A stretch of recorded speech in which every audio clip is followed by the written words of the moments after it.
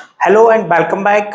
इस लेक्चर में हम डिस्कस करने वाले हैं, जैसा कि हम जानते हैं, इंडिया के ऑनरेबल प्राइम मिनिस्टर अभी जो है विजिट पे हैं इजराइल की, और वहां पर हमें कुछ इंपॉर्टेंट पॉइंट्स देखने को मिले और इस लेक्चर में हम उन्हीं को डिस्कस करने वाले हैं। सबसे पहला जो हमारे लिए मोस्ट इंपॉर्टेंट पॉइंट है वो ये, prime minister Modi in Israel highlights agreement reached on use of UPI in Israel से प्राइम मिनिस्टर मोदी। अब यूपीआई हमारे लिए सबसे ज्यादा इंपॉर्टेंट है, क्योंकि इजराइल के अलावा अगर हम देखें तो 8 कंट्रीज ऐसी है जिन्होंने यूपीआई को एक्सेप्ट किया है। तो एक चीज ये हमारे लिए, और दूसरा अगर हम आगे बढ़े और अगर इस चीज को हम डिस्कस करें,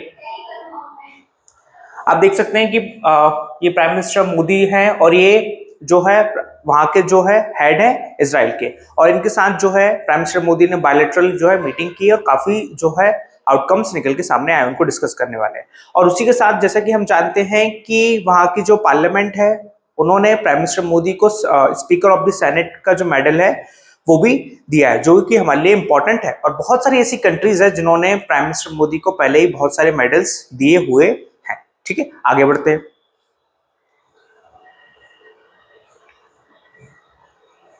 ठीक है, इसके बारे में आपको बता चुका हूं, लेकिन ये जो विजिट थी वो हमारे लिए क्यों इंपॉर्टेंट है? Both the countries sign multiple agreements and MOUs across multiple sectors, AI, cyber security, education and other sectors. अब जैसे कि हम जानते हैं कि इसराइल इंडिया के लिए मोस्ट इंपॉर्टेंट डिफेंस पार्टनर है, और उसके साथ साथ वो हमें और चीजों में भी हेल्प करता है। जैसे कि अगर मैं डिफेंस पे बात करूं तो जो हमारी मिसाइल्स हो गई उसमें भी वो हमें हेल्प करता है, और जो हमारे इंडिजीनियस डेवलपमेंट हो गई उसमें भी हेल्प करता है। बट इसके साथ साथ एक पोर्ट है जिसका नाम हमें याद रखना है, जिसे हम लोग बोलते हैं हाइफा